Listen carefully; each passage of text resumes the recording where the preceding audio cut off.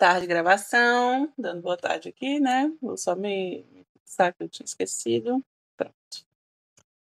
Boa tarde, queridos. Só que atualizando a gravação que eu esqueci de falar antes, nosso modelo hoje vai ser de slides, certo? E eu vou dar continuidade ao estudo da ação no processo civil. Não vou começar processo nesse GED, vou começar no próximo, que é para ficar tudo em um lugar só, até para ficar mais fácil de quem estiver assistindo depois, se vocês forem revisar, forem olhar os materiais, já está tudo em um canto só. Certinho?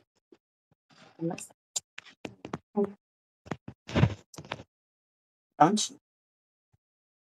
Vamos lá.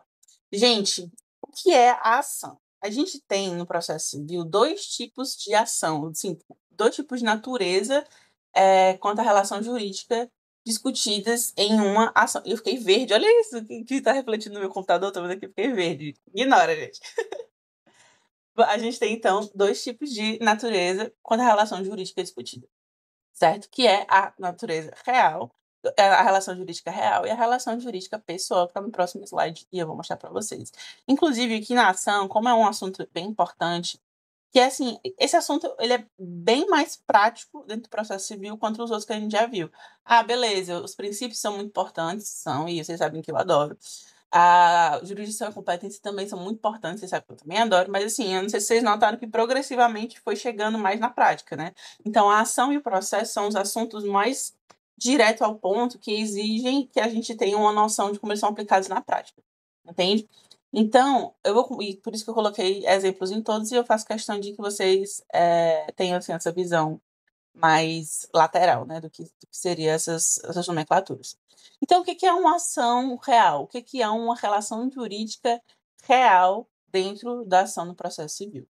A relação real diz respeito ao direito de uma pessoa, que uma pessoa detém diretamente sobre um bem ou coisa. Vocês já viram, eu acho que provavelmente sim, ainda não devem ter estudado, mas se vocês tiveram a curiosidade de passar um pouquinho pela grade lá do nosso curso de Direito, vocês provavelmente vão ter visto que a gente tem uma disciplina em civil, não é processo, tá? É em civil, que é Civil 4, que é Direito das Coisas, Direitos Reais, certo? Inclusive eu estou fazendo agora, e é uma cadeira que eu gosto bastante. Estou fazendo com o professor Mário Parente e eu gosto bastante dele. Não sei vocês, mas eu gosto bastante dele. Não tô falando isso porque tá gravando, tá? Eu realmente gosto dele.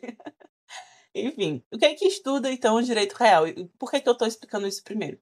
Porque o direito real, os direitos reais, os direitos das coisas, são direitos de pessoas para bens. Então, assim, a relação jurídica tutelada dentro desse direito é de uma pessoa para um bem. É uma relação que tem essa bilateralidade, certo?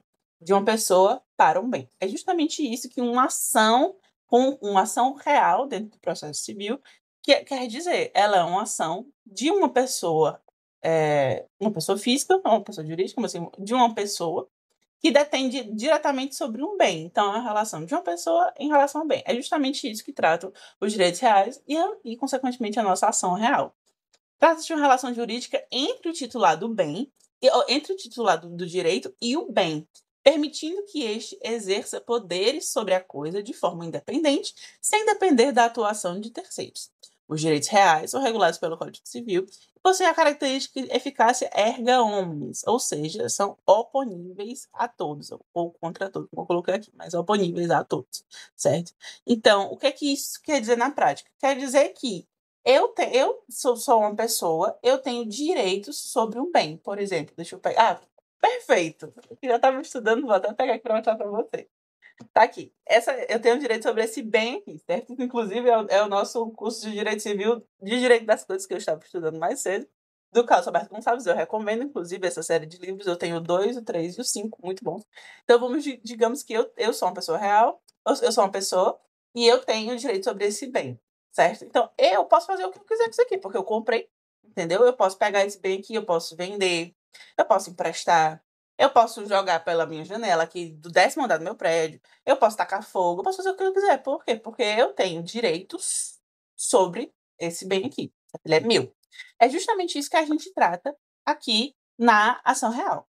Um exemplo que eu coloquei foi quando alguém é proprietário de um imóvel, essa pessoa tem o direito de usá-lo, vendê-lo ou alugá-lo livremente, sem a necessidade de autorização de terceiros, porque ela é o quê? Proprietária. certo? Vocês vão estudar isso mais na frente em Direito Civil 4, mas, assim, vocês terem uma noção do que se trata uma ação real, que é uma ação justamente que você de uma pessoa que exerce seus direitos em cima de outro bem, certo? É uma relação direta de uma pessoa com o bem. E aí, passando, a gente explica agora um pouco da ação. Fiquei laranja, fiquei um pouco laranja, mas tudo bem.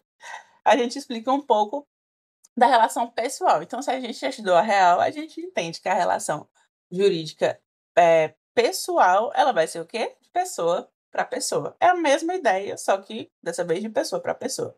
A relação pessoal, também conhecida como relação obrigacional, isso eu imagino que vocês já tenham estudado ou estão estudando em Civil 2. Acho que estão fazendo Civil 2, né? Se está partindo na grade. Então, se vocês estudaram em Civil 2, vocês vão estar estudando o direito das obrigações. E no direito das obrigações, por exemplo, eu não tenho como ter uma obrigação eu para com esse livro aqui. Eu não devo nada a esse livro e ele não deve nada a mim, certo? Eu tenho direito sobre ele. Ele é uma coisa, ele é um bem. Mas não necessariamente eu tenho, assim, uma obrigação de preservar o bem, assim, em regra. Eu não tenho obrigação de preservar esse bem. Ele é meu, posso fazer o que eu quiser, né? Como eu disse, posso jogar fora, tacar fogo, o que eu quiser. Então, aí, na relação pessoal, não. Eu não posso, por exemplo, tacar fogo na pessoa. Usando esse exemplo que eu coloquei. Ele ocorre entre duas ou mais pessoas em que uma delas, o credor, possui o direito de exigir uma prestação de outra, o devedor. Esse vínculo jurídico é específico entre as partes envolvidas e necessariamente entre pessoas. Diferentemente dos direitos reais, os direitos pessoais não têm eficácia contra todos, mas apenas entre credor e devedor. Ou seja, é uma relação isolada, certo? Portanto, somente o devedor está sujeito ao cumprimento daquela obrigação. A exemplo, eu coloquei um contrato de empréstimo. A pessoa que concede o empréstimo, que é o credor, tem o direito de exigir que o mutuário, que é o devedor, devolva o valor emprestado conforme condições previamente acordadas entre as partes. E isso a gente pode trazer assim, qualquer relação obrigacional, pode ser uma prestação de serviço, pode ser um contrato, pode ser qualquer coisa, certo? Que exige uma relação entre duas pessoas. É justamente isso que a ação pessoal traz para a gente. Dois conceitos bem simples, mas que valem a pena ser separados também, para que a gente não confunda eles depois. Então, voltando aqui rapidinho, a gente tem que a relação real é de uma pessoa para um bem, e a relação pessoal é de uma pessoa para outra. De um credor para o devedor, ou mais, né? Eu estou colocando um para um, mas pode ser duas ou mais pessoas, certo?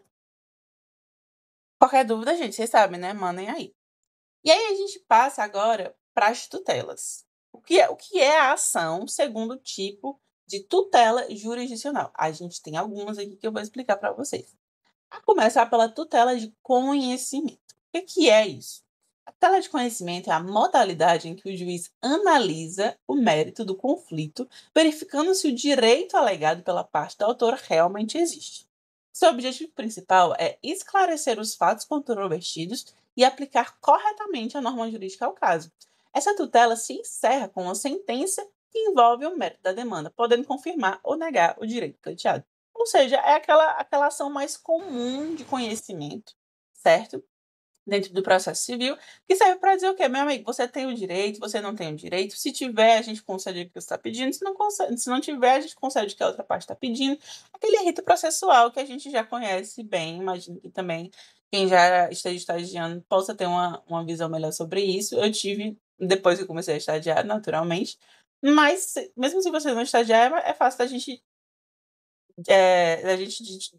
desmembrar esse tipo de tutela, certo? E é o rito processual comum. A gente chega aqui, ó, o juiz eu chego com a minha demanda, falo assim, meu amigo, eu tô com esse problema aqui, eu preciso que ele seja resolvido assim, assim, assado, não sei o que, não sei o quê. E ele vai olhar e falar, eu acho que esse mérito aqui tá ok, então a gente vai lá. Esse mérito que é o quê? O seu direito, né? Verificando se o direito alegado pela parte realmente existe, se existir, esclarece, não sei o quê, pronto. Aí concede, finalize com a sentença, resolve o mérito, podendo confirmar ou negar o direito pleiteado. Certinho? Para dar um exemplo para ficar um pouco mais claro. Em uma ação em que alguém solicita um reconhecimento de contrato de compra e venda, o juiz irá avaliar se o contrato é válido e se a parte autora tem direito de exigir o seu cumprimento.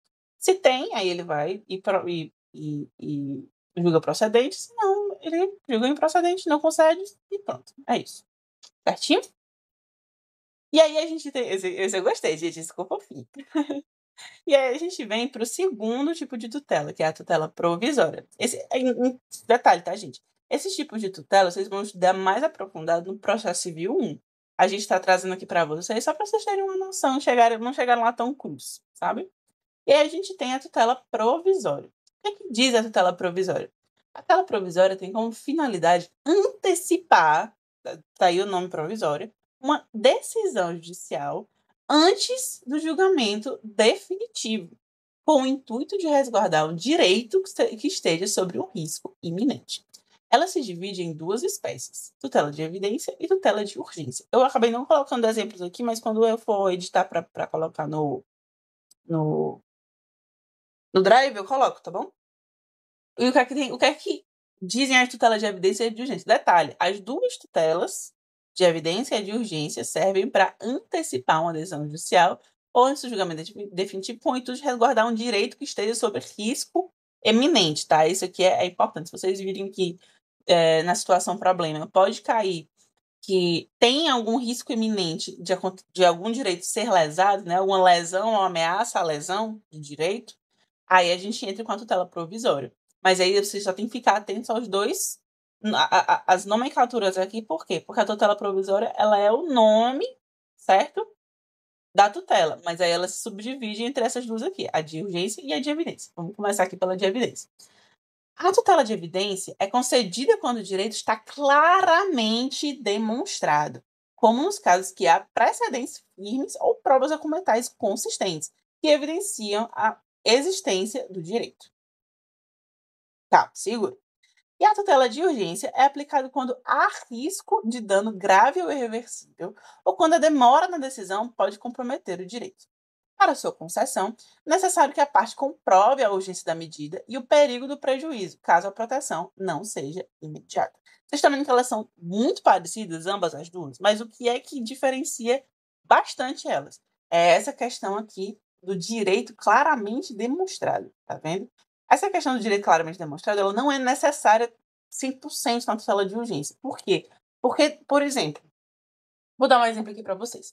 Imagina que tem um senhor, uma senhora, que entra com tutela de urgência para dizer que se ele não receber aquele medicamento, se aquele medicamento não for deferido ali, ele vai morrer.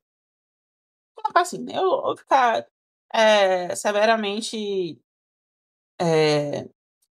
eu não tô lembrando da palavra agora, Jesus, mas, enfim, sou péssima na medicina. Mas ele vai ficar, ele vai ser lesado, o direito dele vai ser lesado, vai comprometer ali, enfim, beleza. E aí, o que acontece? Às vezes, nesse caso que eu tô falando pra vocês, desse senhor, dessa senhora, não necessariamente ele pode ter esse direito, entende? Só que o risco é tão grave ou irreversível que o juiz não vai pagar pra ver. Essa é a diferença, entendeu? Então ela vai lá, meu amigo, toma, vai, é isso. Vou dar outro exemplo aqui para vocês. Pode ser, por exemplo, o caso de uma pensão alimentícia. Digamos que a mãe entra e fala assim, meu amigo, tô com a pensão, tô com a pensão sem pagar tem anos e eu preciso disso, o valor é tal, não sei o que, o pai não paga, eu preciso ter uma despesa médica e se eu não comprar com a despesa que pronto. Digamos que isso aconteça, o juiz vai parar para olhar os anos que ele pagou, que ele não pagou? Não, é uma tutela de urgência, entende? Então ele não vai pagar para ver, é isso. Quando eu estava estudando essa questão, eu tive essa noção assim, cara, ele vai pagar para ver? Ele vai realmente, tipo assim, sabe, corromper ali aquela pessoa, não necessariamente só a lesão de um direito, mas a lesão pessoal da pessoa que está pedindo a tutela de urgência. Ele vai querer pagar para ver? Não, então a tutela de urgência, certo? Ali é aquela coisa, resolve primeiro, analisa o mérito depois. Basicamente, a tutela de urgência se divide assim. Para sua concessão é necessário que a parte comprove a urgência da medida e o perigo do prejuízo, caso a proteção não seja imediata. Entende? Como vocês podem ver, aqui não está como requisito que a parte precise demonstrar, assim, categoricamente o que já existe no direito evidente. Não. Aqui, nesse caso, já é mais fácil, porque se o direito realmente estiver, assim, claro como o dia, o juiz não vai poder negar, certo? Ainda é uma tutela provisória, ainda tem como finalidade antecipar uma decisão judicial antes do julgamento definitivo, com o intuito de resguardar um direito, mas não necessariamente está sob urgência de, assim, dano irreversível, entende? Que é justamente aqui a questão da tutela de urgência. Aqui na tutela de evidência é concedida quando o direito está claramente demonstrado. Se o direito não estiver claramente demonstrado, entendeu? Aí eu coloquei como no caso que há precedentes firmes ou provas documentais consistentes que evidenciam a existência desse direito. Se não tiver, ela vai ser negada, entendeu? Por isso que se realmente for uma urgência, como essas que eu citei aqui, é mais inteligente entrar com tutela de urgência, por quê? Porque o mérito não vai ser aprofundado, assim, não vai ser. O mérito pode até ser aprofundado, esse é o ponto. Só que ele não vai ser, assim, categoricamente, sabe, tipo, pontinho por pontinho demonstrado ali que ele tem aquele direito, entende? Essa é a grande diferença da tutela de evidência e da tutela de urgência. Alguém tem alguma dúvida? E, certo. E aí a gente passa para o último tipo de tutela, que é a tutela executiva. A tutela executiva tem por finalidade garantir o cumprimento de uma obrigação previamente reconhecida por sentença judicial ou por meio de um título executivo, que é um documento apto a comprovar a existência da dívida. Ou seja, não necessariamente vai ser discutido mérito aqui, você vai ser discutido o quê? Prática. Meu amigo, foi colocado em prática que aquilo ali que já foi decidido aconteceu? Não. Então, se não foi colocado em prática, aí a gente entra com a tutela executiva para executar um direito, garantir o cumprimento de uma obrigação previamente reconhecida por sentença judicial ou por meio de um título executivo. Ah, Natália, isso não é a mesma coisa de uma execução? Não. Não, porque são ações diferentes para coisas diferentes, certo? Que eu não, essa dúvida me veio à cabeça quando eu estava reestudando isso depois de estagiar, porque eu tenho alguns processos de execução fiscal que eu já passei a analisar e tudo. Só que não é a mesma coisa, certo? Eu não vou me aprofundar aqui, porque senão vai confundir vocês tudo, tá? Mas sabe que não é a mesma coisa. Se você tiver a mesma dúvida, sabe que não é a mesma coisa. Qualquer coisa eu explico depois no privado, certinho? Então, a tutela executiva ela serve exatamente para garantir o cumprimento de alguma sentença que já foi determinada, certo? Que é um documento apto a comprovar a existência da dívida.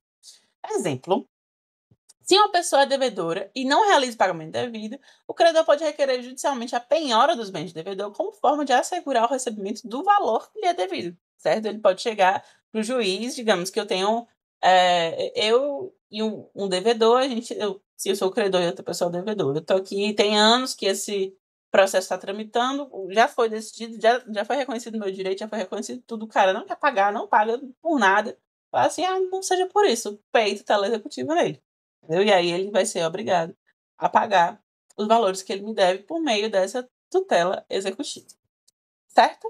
Essa aqui é mais tranquila, eu diria. A que vocês precisam ter mais atenção é a tutela provisória, porque tem essa diferenciaçãozinha aqui, certo? Então, se vocês tiverem essa diferenciação bem clara na mente e exemplos, né, para utilizar num possível caso concreto, uma coisa assim, é ainda melhor. Certinho? Alguém tem alguma dúvida por aqui? Estão muito quietos hoje, Ave Maria. Precisando, mandem aqui. Agora a gente passa para as ações de conhecimento. O que são as ações de conhecimento? São aquelas nas quais o juiz examina o pedido formulado pela parte autora com o propósito de verificar a existência ou inexistência de um direito. O principal objetivo dessas ações é obter uma decisão judicial que resolva o mérito da controvérsia por meio de uma sentença que pode confirmar ou negar o direito reivindicado. Certo? As ações padrões do processo civil, novamente, são ações de conhecimento.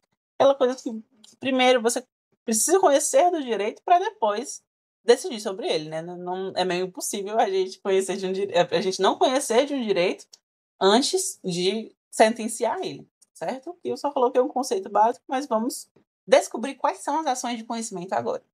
Elas se dividem em 5, tá? Eu coloquei aqui, mas elas se dividem em 5 ações de conhecimento. E a gente começa pelas ações declaratórias. O que são as ações declaratórias? A ação declaratória tem como finalidade reconhecer a existência, a inexistência ou a natureza de uma relação jurídica ou de um direito. Nessa modalidade de ação, o autor não busca impor ao réu o cumprimento de obrigação, mas sim obter do Poder Judiciário o reconhecimento formal de uma determinada situação jurídica. Exemplo, se uma pessoa pode se uma pessoa pode ajuizar uma ação declaratória para que o juiz perdão, falei tudo errado. Uma pessoa pode ajuizar uma ação declaratória para que o juiz reconheça a validade de um contrato de parceria, esclarecendo se as obrigações estabelecidas nesse contrato são legítimas. Ou seja, em português, tudo que eu li, tudo que eu falei até agora.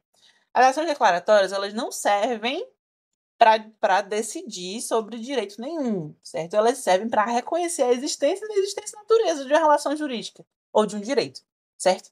Então, é para reconhecer e também é um ponto muito importante, tá, gente? Reconhecer a relação jurídica ou de um direito. O que é que isso significa? Como eu coloquei aqui, pode reconhecer a validade de um contrato de parceria, isso é relação jurídica, certo? Esclarecendo as obrigações estabelecidas nesse contrato são legítimas. E isso é só para dizer se tem. Se tem ou se não tem. É literalmente só isso. Uma ação declaratória é para dizer se existe ou não relação jurídica ou direito. E o autor não busca, como eu coloquei aqui, né, ele não busca que nada seja cumprido, que nem a obrigação seja cumprida ou que nada seja executado. Ele só quer o reconhecimento formal de uma determinada situação jurídica. Somente só. Só isso. Certo? Bem simples. Eu acho que essa é a ação mais simples na minha cabeça. Justamente ela só quer o reconhecimento de uma relação jurídica ou de um direito. E aí a gente vem agora para as ações constitutivas. O que, que são as ações constitutivas?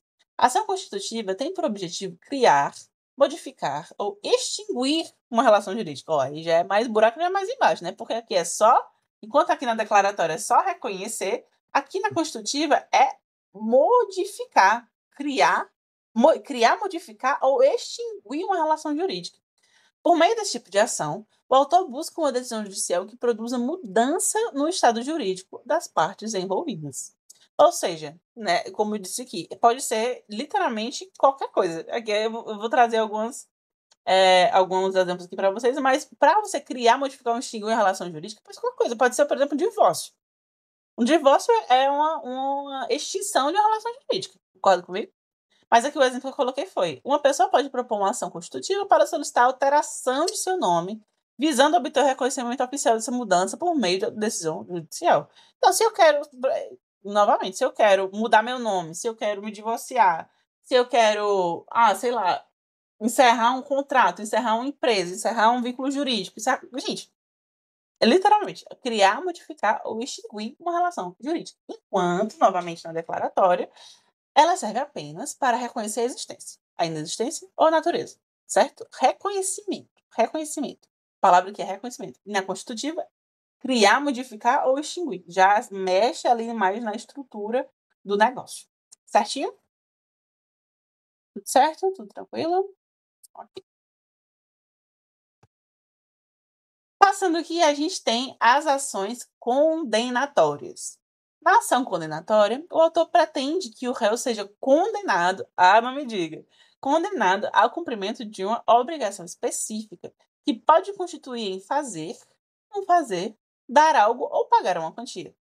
A sentença desse tipo de ação impõe ao réu o dever de cumprir a obrigação determinada pelo juiz. Exemplo, se o inquilino deixa de pagar o aluguel, o proprietário pode ajuizar uma ação condenatória para exigir o pagamento do valor devido. Como o nome já diz, para condenar o pagamento ou em consistir de fazer, não fazer, dar ou pagar. Certo? Obrigacional puro. Então, a ação condenatória ela serve justamente para colocar alguma coisa em prática, né? Enquanto a gente já viu que um apenas reconhece, a outra modifica, extingue e afins. Essa aqui é que o réu seja condenado ao cumprimento de obrigação específica. E essa obrigação específica, né, como eu coloquei, pode consistir em não fazer, eita, me embolei. Fazer, não fazer, dar algo ou pagar quantia, certinho? E também pode entrar qualquer coisa aí, gente. Assim, como eu coloquei aqui o exemplo do inquilino, mas se, sei lá, se eu empresto dinheiro e a pessoa não me paga, eu posso entrar com ação condenatória para ele me pagar de volta. Digamos assim, entendeu? E aí afins, né? A gente pode aí brincar com milhares de possibilidades. E aí, passando das ações condenatórias, a gente tem as ações mandamentais. São nomes difíceis, mas que no final são super, hiper, mega, ultra simples. A gente falou a mesma coisa. A ação mandamental é aquela que o autor requer uma ordem judicial direta e imediata, obrigando o réu a cumprir determinada obrigação. Diferentemente da ação condenatória, ó, já colocou uma diferenciação, que exige uma etapa posterior de execução. A ação mandamental possui caráter mais imperativo, permitindo que a decisão seja executada de forma direta. A exemplo, um funcionário que teve o pedido de licença médica indeferido pode ingressar com uma ação mandamental para obter uma ordem judicial que obriga a empresa a conceder a licença. Ou seja, essa aqui, ela trata apenas de uma ordem judicial direta e imediata, obrigando o réu a cumprir alguma obrigação. Entendeu? Então, não necessariamente é uma ação, como, por exemplo, a condenatória, que é uma ação que ela vai entrar na justiça para provar o direito, para quando ela provar o direito, ela vai requerer que aquele cumprimento da obrigação seja realizado, para aí o réu ir fazer. Não, a ação mandamental é mais específica, ela vai direto no juiz e fala assim, meu amigo, eu preciso disso aqui agora na minha mesa, entendeu? Porque por isso, por isso, por isso, por isso. E aí, a partir dessa ordem judicial... Ai, pera, chegou uma coisa que eu fiquei... Então, saído. Vixe, Renata, mulher, loucura. Mas fica aí, bicha, bom que tu aprende. Mas tudo bem. Não se preocupe, não, eu entendo. Que diferença, viu? Quando eu olhei, eu disse, gente, eu nunca vi essa matéria. E quando eu olhei, ele tinha colocado a observação que era processo civil 1. Pois é, mas Impressionante. essa matéria lá é processo civil 1, é porque o Nartan, inclusive, eu acho, você é professor Watson, né? Se não me engano. Oi? É o Watson teu professor? Pois Isso, é, exato. eu também fui aluna dele, né? Comigo aconteceu a mesma coisa. Ele não aprofundou tanto e eu aprofundou mais em processo civil 1. Só que, gente, eu lembro demais, eu levei um carão meu. Eu não, né? A turma, a gente levou um carão da professora em processo civil 1, porque ela falou: como assim vocês não sabem isso? Tá na grade. Aí a gente. Então. Aí por isso que o Nartan, eu não sei se ele já fazia isso antes, né, porque eu não fui aluna dele, mas ele aprofunda esses conceitos, não, mas como vocês podem ver, tá tipo, resumido, mas não tá aprofundado, porque a gente aprende bem, assim, em processo civil 1 de fato, entendeu? Chegar lá já sabendo de alguma coisa. Mas tudo bem, pode ficar à vontade, viu? Não se preocupe. Se você quiser assistir, pode assistir, se não quiser, tudo bem também. Relaxe, viu? Beleza. Então aí a gente volta aqui, como eu disse. Diferentemente da condenatória, que é aquela coisa que tem que ir, se provar e fazer acontecer, aqui na mandamental não, aquela coisa, eu chego, eu tenho o direito, tem que ser reconhecido, já, sim, já tem milhares de anos que isso aqui está acontecendo e ninguém faz nada, e blá, blá, blá, pronto, chega no juiz, meu amigo, ao judiciário, por favor. Obviamente, né, como eu disse, eu tô falando de forma superficial, não é bem assim que acontece, mas assim, tô falando para vocês terem uma noção de como é que funciona a diferença entre elas, beleza?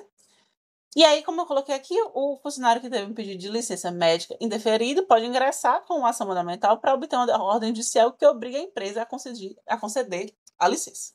Certinho, gente?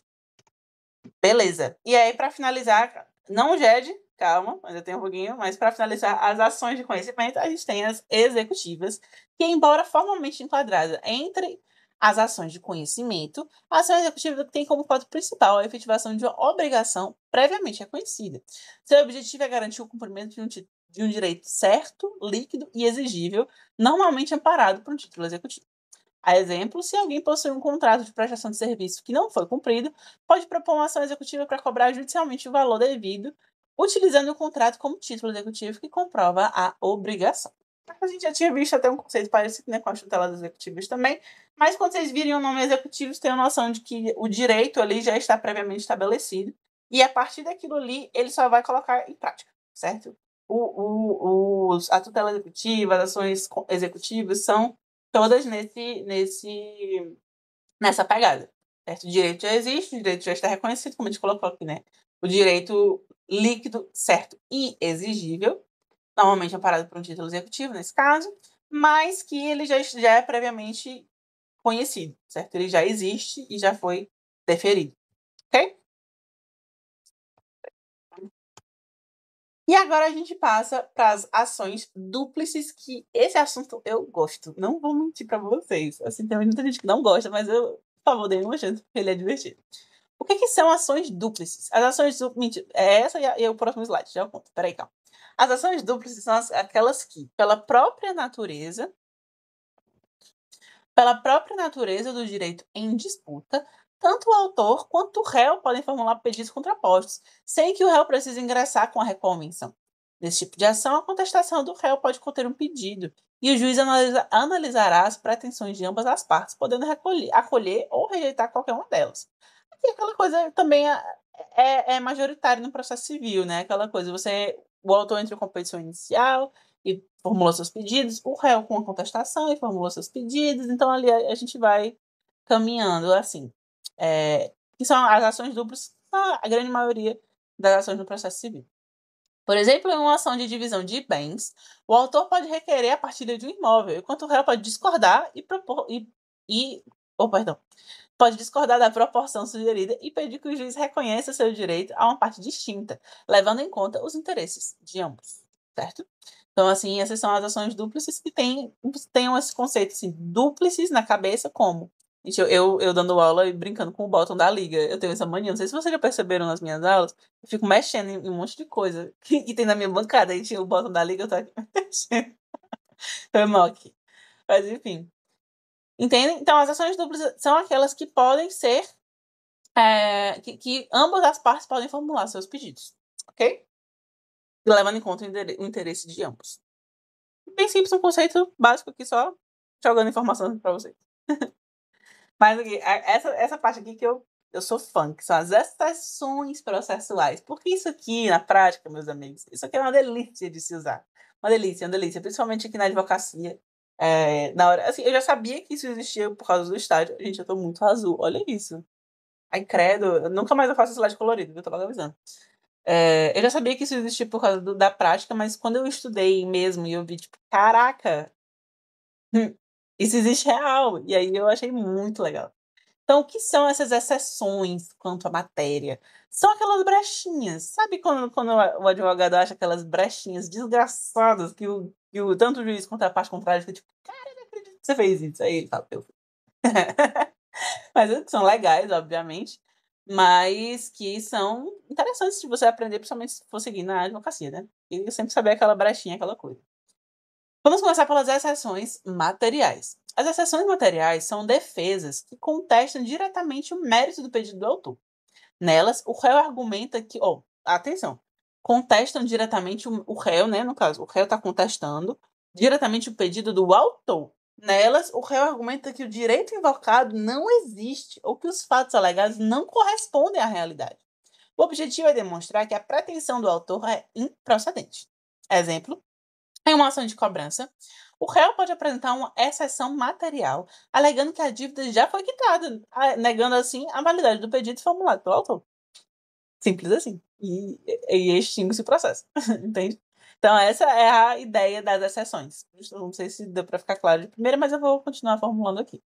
E as exceções processuais são defesas que contestam aspectos formais ou técnicos do processo, sem tratar do mérito da causa. Isso aqui é legal. Isso aqui, sem tratar do mérito da causa. Enquanto aqui trata do mérito, como a gente pode ver, nessa hipótese, o réu aponta as falhas ou irregularidades que comprometem o regulamento da ação, como a ausência de requisitos legais indispensáveis. Exemplo: o réu pode apresentar uma exceção processual, alegando que a petição inicial está incompleta ou sem assinatura, o que inviabiliza o prosseguimento do processo até que a falha seja corrigida. E não só isso. Eu vou mais além, gente. No estágio é muito comum, assim, eu já cheguei a pegar algumas execuções fiscais que, por exemplo, o Estado lança, porque no caso a execução fiscal, né, é da Fazenda Pública contra o contribuinte, né, e no tributário. E aí, o que acontece? Na execução fiscal, o Estado ia lá, lançava tudo direitinho, bonitinho e tal, mas quando a gente ia entrar no processo... Oi, Jade, as unidades que vão cair são ação e processo, até onde eu sei. Mas eu acho que deve cair, assim, um pouco só de competência de jurisdição, até onde eu sei, mas eu vou conferir com vocês depois, mas se eu não me engano é isso mesmo. Mas voltando aqui. E o que acontece? Ou seja, a gente, assim, às vezes a gente entrava em alguns processos que estavam tramitando desde 2020, 2021. E tinha, assim, tinha decisão interlocutória do juiz, tinha petição da Fazenda, tinha não sei o quê. Aí quando a gente foi baixando, assim, lá no PJ, né, baixando os autos, olhando assim, pô, a gente não se manifestou não nesse processo? Não. Valha. Mas aí continuava baixando. Aí baixando. Gente, a gente não tinha sido nem citado. Vocês têm noção? Que, tipo assim, o processo correndo desde 2021 e não citaram nem a pobre da empresa. Então, assim, sabe, isso claramente caberia, e eu acho que foi exatamente isso que a gente fez, uma exceção processual, de dizer assim, meu amigo, como é que você quer que qualquer mérito que seja analisado, que eu pague qualquer coisa, se a empresa não foi sequer citada? Assim, né? Melhor pra gente. mas é melhor pra gente, porque no caso, aí anula o processo, porque, obviamente, gente, o réu não foi citado, não tem processo. Não tem processo. Isso é, assim, uma grave violação do processo legal, como a gente já estudou anteriormente, né? Então, aí, como eu coloquei, aqui pode ser uma falha na petição, pode ser uma falha na citação, pode ser uma falha de intimação, né? Que a gente viu que a intimação e a citação são coisas diferentes.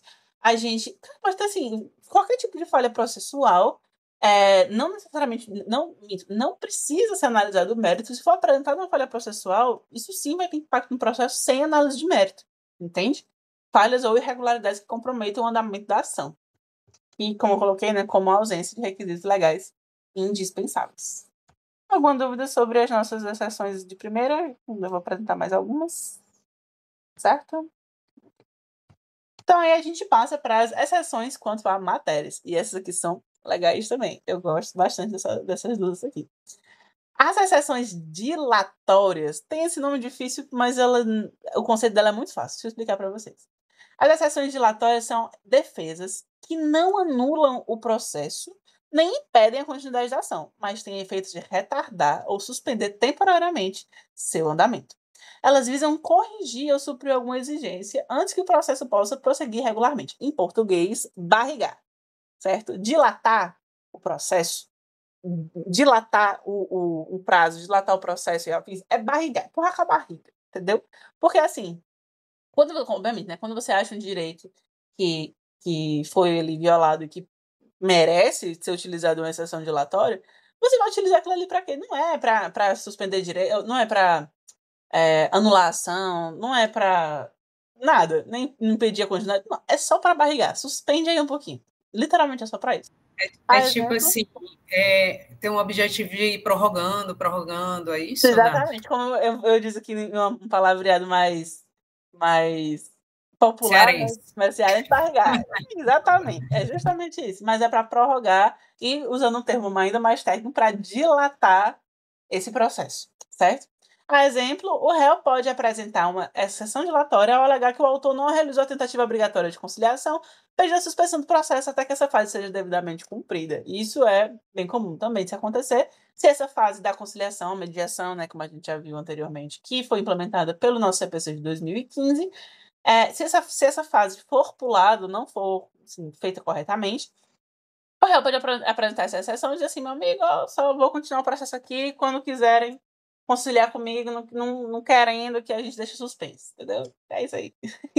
Então é para isso que as exceções dilatórias servem. Elas servem para prorrogar, para barrigar esse processo, assim, até quando der, né? Porque quanto mais protelatório, melhor, né? Não tô brincando. Mas enfim. E aí, em contrapartida, a gente tem também as exceções peremptórias, que eu acho esse nome horroroso, mas eu juro que ela é mais fácil do que imagina. As ações peremptórias são defesas que, se aceitas, resultam na extinção do processo e impedem o autor de dar continuidade à sua demanda. Isso aqui é muito importante, tá? Tipo assim, isso aqui é poderosíssimo dentro do processo civil. Porque, pô, extinguir o processo, você mostra uma exceção lá processual, uma defesa e extingue o processo, como assim? Vamos lá. Elas têm caráter definitivo, eliminando a possibilidade de uma nova discussão sobre o mesmo direito. Isso aqui também é muito absurdo na minha concepção. Tem caráter definitivo, eliminando a possibilidade de nova discussão sobre o mesmo direito. Ou seja, vou colocar aqui um exemplo antes de aprofundar para vocês. O réu pode invocar a existência de coisa julgada, como exceção peremptória, alegando que a matéria já foi decidida em processo anterior, o que impede que o autor proponha nova ação sobre o mesmo assunto. Eu coloquei um exemplo mais básico, só que é exatamente para o que ela é usada. É uma exceção peremptória justamente para dizer assim, meu amigo, isso aqui já foi decidido antes, o que é que você está querendo decidir aí ainda? Entendeu? Basicamente é isso. Por exemplo, pode ser qualquer coisa, pode ser, eu já paguei determinado título executivo, eu já paguei é, essa quantia que você está dizendo que eu estou devendo. E aí, beleza, pagou, extingue o processo, não tem mais discussão e não tem nem como abrir discussão para pagar sobre a mesma matéria, porque aquilo ali já foi decidido que foi pago. Entendeu? É literalmente preto no branco. Se tem ali alguma exceção que mostre na prática que aquele assunto já foi resolvido de alguma forma, ou que, né, como eu disse, já foi tratado em outra ação e já foi resolvido, já foi qualquer coisa do tipo. Se isso acontece, você pode alegar uma exceção peremptória para dizer que aquilo ali foi resolvido, não analisa mérito, extingue o processo. É isso aí, galera. Literalmente. E acaba o processo. Entende?